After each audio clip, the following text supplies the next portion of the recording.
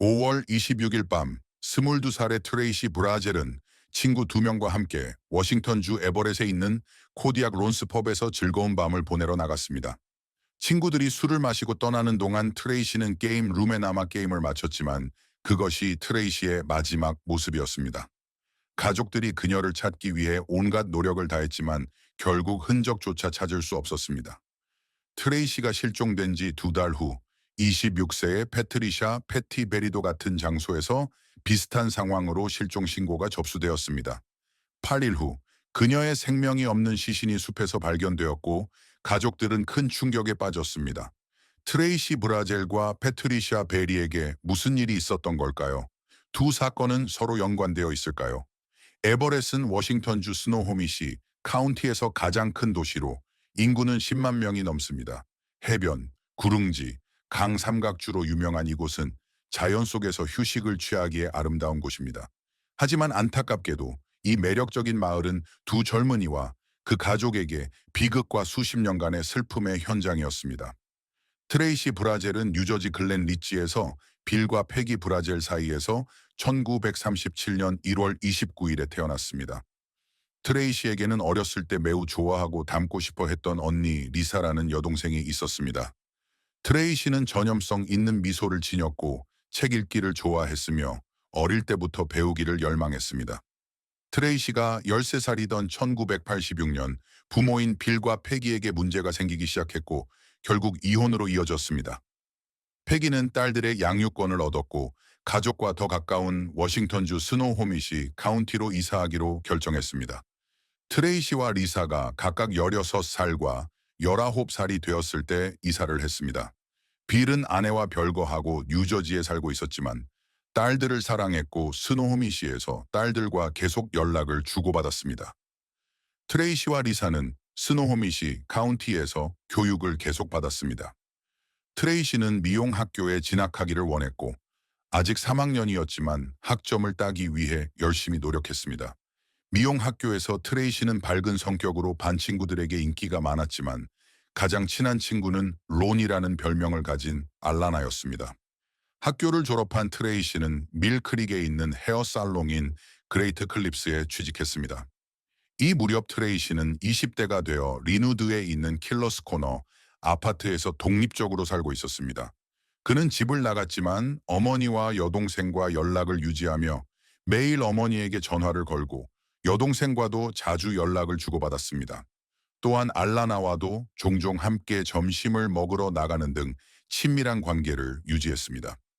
1995년 5월 트레이시는 가족에게 편지를 보내 자신의 삶에서 몇 가지를 바꾸고 싶다는 의사를 밝혔습니다. 그녀는 비즈니스 정장을 입은 자신의 사진도 동봉했습니다. 리사와 패기가 트레이시의 편지를 받은 직후 트레이시의 아버지 빌이 뉴저지에서 그녀를 방문했습니다. 빌은 트레이시가 머리를 백금 금발로 염색하기로 결정했다는 사실을 알게 되었고 동료와 어려움을 겪고 있다는 사실도 알게 되었습니다. 트레이시는 한때 꿈의 직장으로 상상했던 직장에 점점 불만을 느끼고 있었고 딸의 갑작스러운 행동 변화는 빌을 불안하게 만들었습니다. 당시 패기는 엄마와 함께 해외로 휴가를 떠날 준비로 바빴기 때문에 별다른 이상 징후를 느끼지 못했습니다. 1965년 5월 25일 여행을 위해 공항으로 가기 전 트레이시의 어머니와 할머니가 딸을 보러 직장에 들렀습니다. 다음 날인 1995년 5월 26일 트레이시는 갑작스럽게 직장에서 사직서를 제출했습니다. 이유는 명확하지 않았지만 트레이시는 직장을 그만두게 된 것을 기뻐하며 저녁에 친구들과 함께 축하하기로 결정했습니다. 당시 트레이시의 가장 친한 친구인 알라나는 외국에 있었지만 트레이시는 알라나가 돌아오면 만나기로 약속을 잡았었죠. 트레이시는 남매 사이인 친구 디나, 데이비드 콘논과 함께 술을 마시러 나갔습니다. 그리고 그들은 99번 고속도로를 따라 위치한 코디악 론스펍에서 트레이시가 아케이드 게임에 몰두하며 밤을 보냈습니다. 새벽 1시가 넘어가자 트레이시는 게임을 끝내고 싶으니 기다리지 말라고 데이비드와 딘에게 말했습니다. 친구들은 작별 인사를 하고 곧 자리를 떠났고 트레이시는 새벽 1시 45분이 되어서야 혼자 펍을 떠났습니다. 내 친구들 혼자서 1995년 5월 30일 여행에서 돌아온 알라나는 점심 약속을 잡기 위해 트레이시에게 전화를 걸었지만 모든 전화가 받지 않았습니다. 그녀는 메시지를 남겼지만 트레이시에게 연락이 닿지 않았습니다. 불안한 마음에 알라나는 친구를 만나기 위해 친구의 아파트로 가기로 결심했습니다. 현관문은 잠겨 있었고 몇 번을 두드렸지만 알라나는 아무런 대답도 듣지 못했습니다. 나중에 그녀는 포기하고 떠나려고 할 때 그녀를 더욱 불안하게 만드는 무언가를 발견했습니다. 트레이시의 차, 흰색 포드 프로브가 아파트 단지 안의 평소 위치가 아닌 길가에 이상하게 주차되어 있는 것이었습니다. 알라나는 차에 다가가 또 다른 충격적인 사실을 발견했습니다. 조수석 유리창이 깨졌지만 차 안에는 유리 파편이 없었습니다. 즉시 알라나는 트레이시의 어머니 패기에게 미친 듯이 전화를 걸었지만 해외 휴가 중이라 전화를 받을 수 없었습니다. 알라나는 다른 가족에게 전화를 걸어 함께 아파트를 방문해 트레이시의 차를 확인했습니다. 하지만 범죄 행위에 흔적이 없었기 때문에 그들은 트레이시가 곧 돌아와서 알라나의 메시지를 보고 연락할 것이라고 생각했습니다. 평소 트레이시와 매일 연락을 주고받던 어머니가 외국에 있었고 미용실 동료들도 일을 그만둔 트레이시를 기대하지 않았기 때문에 아무도 트레이시의 실종 사실을 신고하지 않았습니다.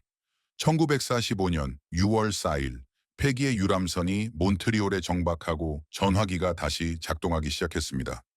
집에 전화를 걸었을 때 패기는 막내딸이 실종되었다는 충격적인 소식을 들었습니다. 당황한 그녀는 집으로 달려가 리사의 도움을 받아 실종 신고를 접수했습니다. 그때는 트레이시가 펍에서 마지막으로 목격된 지 8일이 지난 후였습니다. 스노호미시 경찰서는 트레이시를 찾기 위해 수색에 나섰습니다. 경찰은 리누드로 가서 그녀의 아파트와 주차된 포드를 확인했습니다. 경찰은 차 안에서 지문을 확인했지만 트레이시의 지문은 물론 아무것도 발견하지 못했습니다. 마치 누군가 차를 깨끗이 닦아낸 것처럼 보였습니다. 뒷좌석에 있던 작은 파편 몇 개를 제외하고는 깨진 유리창도 발견되지 않았습니다. 수사관들은 유용한 단서를 얻지 못했고 당시 경찰서는 차에서 수집한 적은 증거로 의미 있는 일을 할 수 있는 예산이 없었습니다. 수사가 막다른 골목에 다다랐지만 패기는 가만히 앉아 경찰서의 자금 지원을 기다릴 수 없어 전직 경찰관인 친구 앤디에게 연락했습니다. 앤디는 경찰관들과 함께 사건을 조사하고 일부 증거를 분석하는 데 도움을 주었습니다. 그 결과 트레이시의 차 유리창에 묻은 핏자국 한 방울이라는 확실한 증거가 발견되었습니다. 안타깝게도 당시에는 혈액을 검사할 수 있는 첨단 기술이 없었습니다. 다시 한번 막다른 골목에 도달했습니다. 트레이시를 찾는 수색이 계속되는 동안 또 다른 젊은 여성이 실종되었습니다. 패티라는 이름으로 널리 알려진 패트리샤 베리는 1969년 2월 10일에 태어났습니다. 어린 시절에 대한 자세한 내용은 알려지지 않았지만 패티는 실종 당시 2살 빼기 딸 제시카를 부양하기 위해 일하던 미혼모였습니다. 1965년에 패티는 99번 고속도로를 따라 위치한 허니스 나이트클럽에서 댄서로 일했습니다.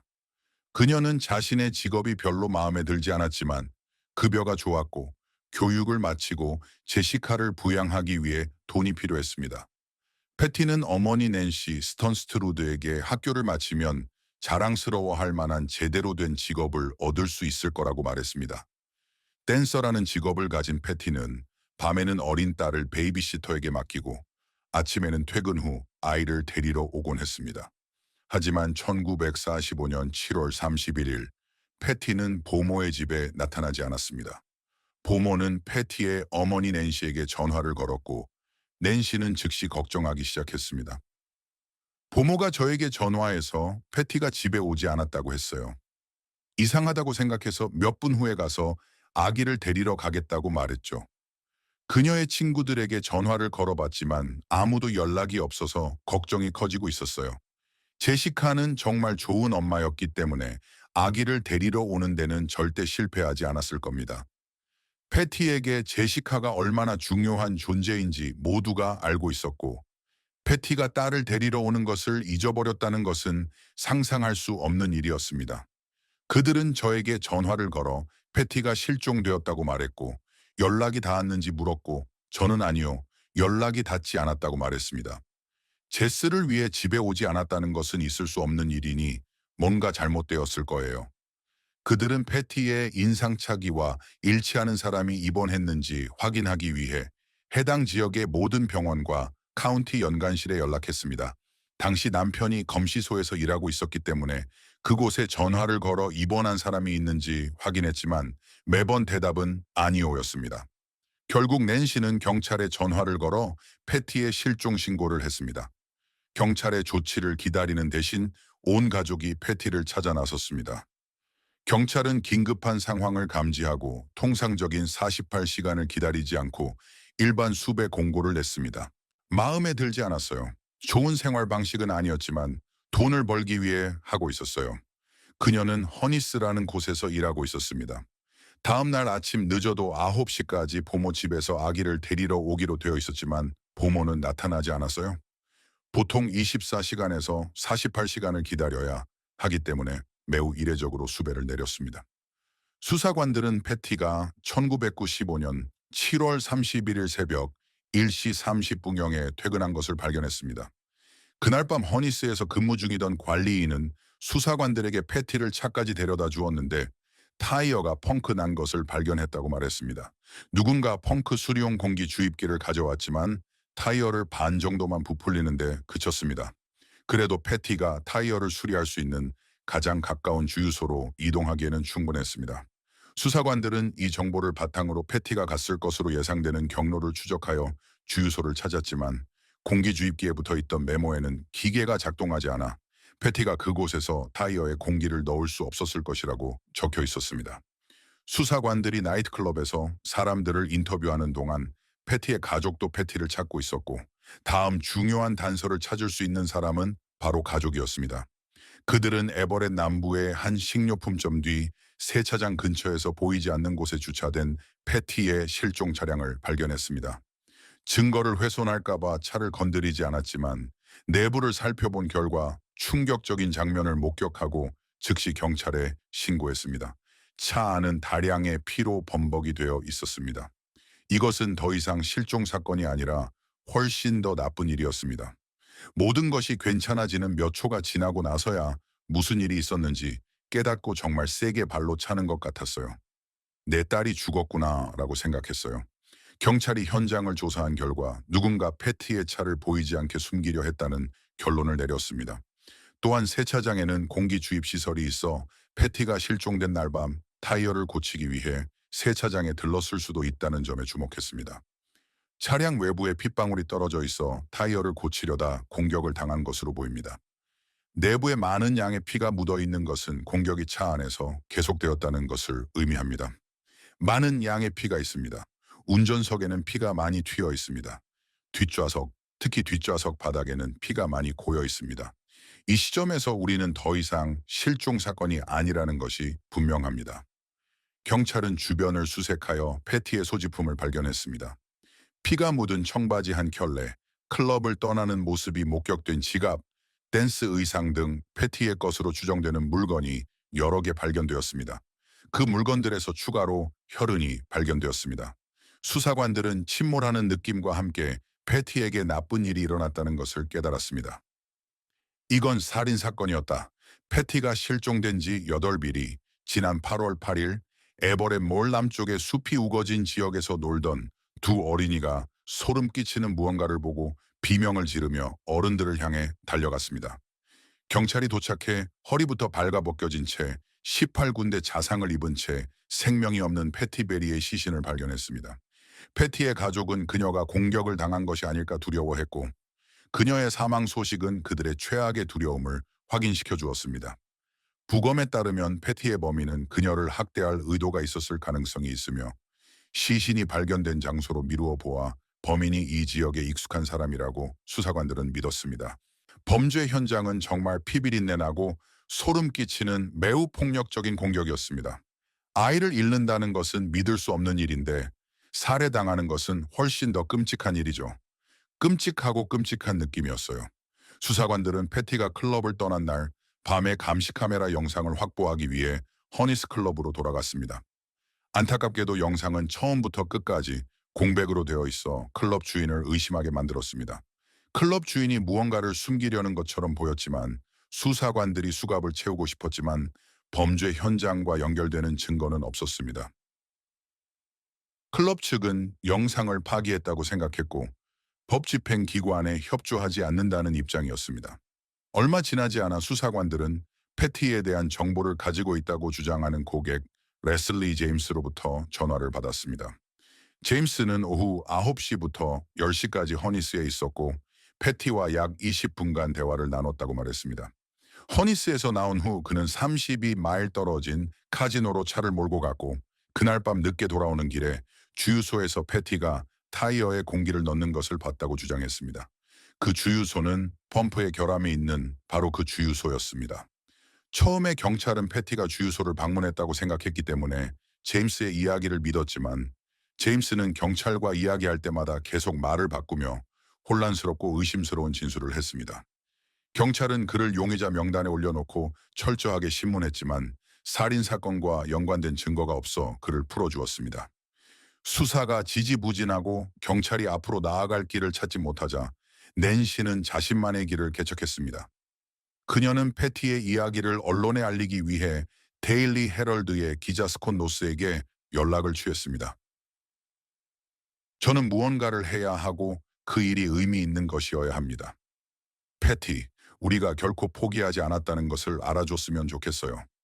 낸시는 지옥과도 같은 상황에서 수많은 의문으로 괴로워했습니다.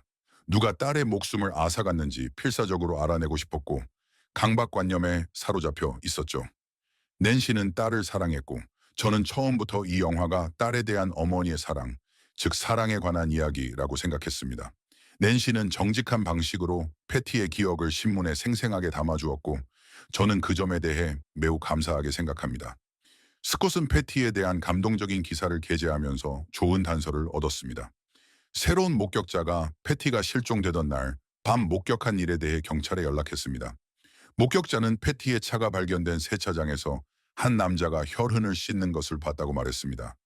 그는 여동생의 생일이었던 날짜를 생생하게 기억하고 있었지만 차에 묻은 것이 동물의 피라고 생각하여 신고하지 않았다고 말했습니다. 목격자에게 세차장에서 본 남성을 묘사해달라는 요청을 받고 용의자의 몽타주를 만들었습니다. 경찰은 사건의 돌파구를 찾기 위해 몽타주를 공개했지만 아무도 이 남자의 신원을 밝히지 않았습니다. 패티의 가족은 실망스럽게도 그 후 사건은 곧 종결되었습니다. 매일 아침 일어나서 이런 기분을 느껴야 하나요? 몇 달이 몇 년으로 바뀌고 거의 10년이 지난 2005년 2월 스노호미시 카운티의 강력계 형사 짐 샤프와 데이비드 하이츠먼에 의해 사건이 다시 시작되었습니다. 그 무렵에는 패티의 차에서 수집한 증거로 무언가를 할 수 있을 만큼 포렌식 기술이 발전했습니다. 수사관들은 용의자가 세차장에서 패티를 공격했다고 믿었습니다. 용의자가 패티를 살해하고 패티와 함께 차를 타고 이동한 후 시신을 유기한 후 차를 돌려준 것이 확실합니다. 경찰은 스티어링 휠에 집중하기로 결정했습니다. DNA를 채취하기 위한 훌륭한 증거물이었습니다. 그리고 분석을 위해 워싱턴주 범죄연구소에 보냈습니다. 전단지에 있던 대부분의 DNA는 패티의 것이었지만 한 가닥 희망도 빛났습니다. 신원 미상의 남성의 DNA가 전단지에 있었기 때문입니다. 스티어링 휠에 패티베리의 DNA와 섞인 한 남성의 DNA 프로필이 있었어요. 정말 기뻤고 이제 이 사건을 해결할 수 있을 것 같았어요.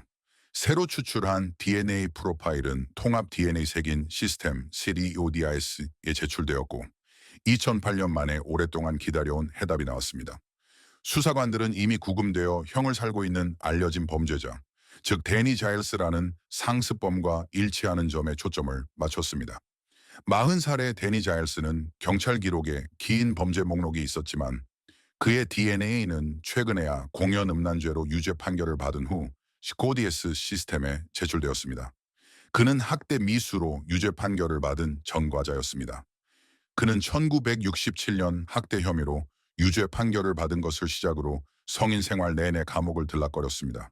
감옥에 있는 동안 자일스는 심리학자의 치료를 거부하고 어떤 치료에도 참여하지 않았습니다. 그는 사이코패스이자 여성에게 위협적인 존재로 묘사되었습니다. 자일스의 전 약혼녀에 따르면 그는 칼로 약혼녀를 위협하는 것에서 즐거움을 얻었다고 합니다. 자일스의 감방 동료 중 한 명은 자일스가 그린 리버킬러로 널리 알려진 연쇄 살인범 게리 리지웨이가 많은 생명을 앗아간 것을 존경했다고 밝혔습니다. 그러나 DNA 증거와 자일스의 범죄 이력만으로는 패티의 살인 혐의를 입증하기에는 불충분했습니다. DNA 증거는 자일스가 패티의 차에 있었다는 사실만 확인했을 뿐 패티를 죽였다는 사실은 확인하지 못했습니다. 당시 DNA가 우리에게 알려준 것은 그의 손이 그녀의 핸들에 있었다는 것입니다. 그렇다고 그가 패티를 죽였다는 건 아니죠. 이제 다른 방법으로 그를 패티 베리와 연결할 수 있는지 알아봐야 합니다. 수사관들은 퍼즐 조각을 맞춰가며 자일스에 대한 사건을 구축하기 시작했습니다. 수사관들은 용의자의 몽타주와 자일스의 사진을 비교했고 매우 닮았다는 사실에 놀랐습니다. 스케치가 당시 자일스의 사진과 얼마나 일치하는지 섬뜩할 정도였어요. 머리도 똑같고 콧수염도 똑같고 놀라울 정도로 닮았어요. 이렇게 정확한 음성 초상화는 본 적이 없는 것 같습니다. 그들은 기록을 확인한 결과 자일스가 패티의 시신이 발견된 지역에 살았고 그녀가 살해될 당시 지역 조경 회사에서 일하고 있었다는 사실을 알아냈습니다. 하지만 이 모든 상황에서도 자일스가 범행을 자백하거나 패티의 차에 있었다는 사실을 부인해야 했습니다. 짐 샤프 형사는 교도소에서 자일스를 만나기 전에 그를 조사했습니다. 그는 자일스가 패티 베리 사건에 대한 도움을 구하는 것처럼 그에게 접근했는데 자일스는 이 지역에 거주하고 일한 적이 있었기 때문입니다. 자일스는 텔레비전에서 패티의 죽음에 대해 들은 적은 있지만 그 이상은 알지 못한다고 말했습니다. 그는 또한 패티의 차 안에 들어간 적이 없다고 부인했으며 시신이 발견된 지역을 모른다고 말했습니다. 자일스는 패티를 알거나 그녀의 차 안에 있었다는 사실을 부인했습니다. 우리는 그가 거짓말을 하고 있다는 것을 증명할 수 있다는 것을 알고 있었습니다. 그는 모든 것을 메모하고 있었어요. 자일스가 한 말 중 가장 충격적인 것은 패티의 시신이 발견된 지역에 가본 적이 없다는 것이었습니다.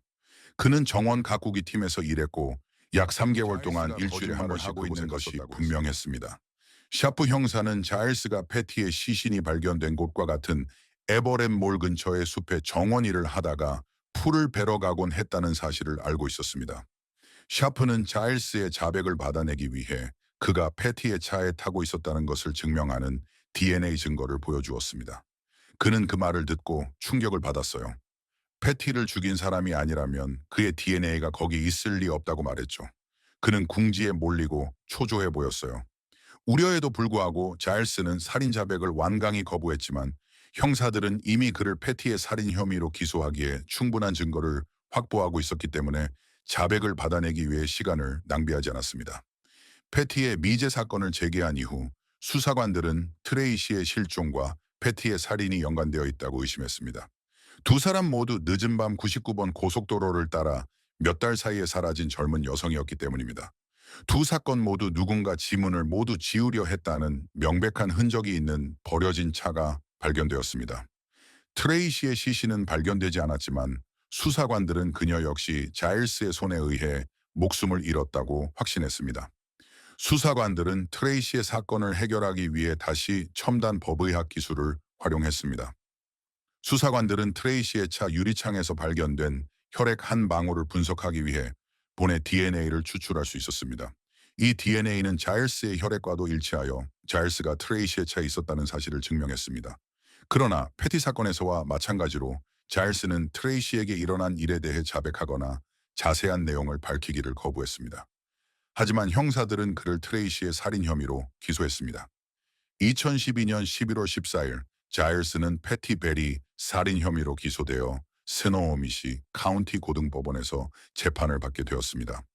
수년간의 슬픔과 상실감 끝에 패티의 가족은 정의를 기대할 수 있게 되었습니다.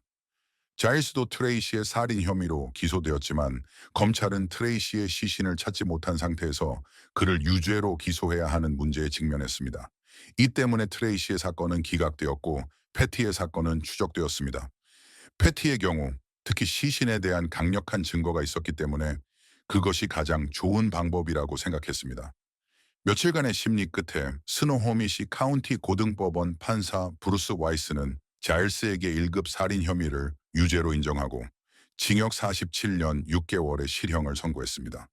나는 그를 보면서 어떻게 사람을 19번이나 찌르고도 아무것도 느끼지 못할 수 있을까라고 생각했던 기억이 난다. 며 그는 양복을 입고 머리를 자르고 있었지만 여전히 괴물의 존재감을 가지고 있었다고 말했다. 이 판결은 패티의 가족, 특히 당시 20대에 불과했던 딸 제시카에게 큰 안도감을 안겨주었습니다. 그녀는 자일스 때문에 어머니를 만날 수 없었다고 말하며 그를 데려가 달라고 요구했습니다. 세상에 정말 황홀했어요. 끝났어요. 유죄 판결을 받았어요. 정말 다행이고 몇 년 만에 가장 크게 울었어요.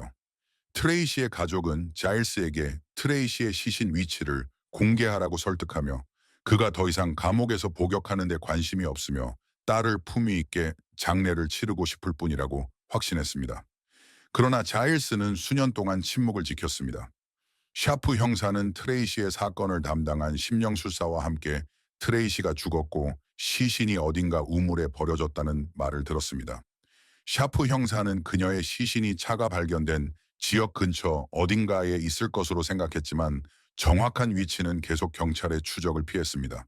마침내 유죄 판결을 받았지만 동시에 트레이시의 가족은 아무것도 얻지 못했기 때문에 약간의 죄책감도 느낍니다.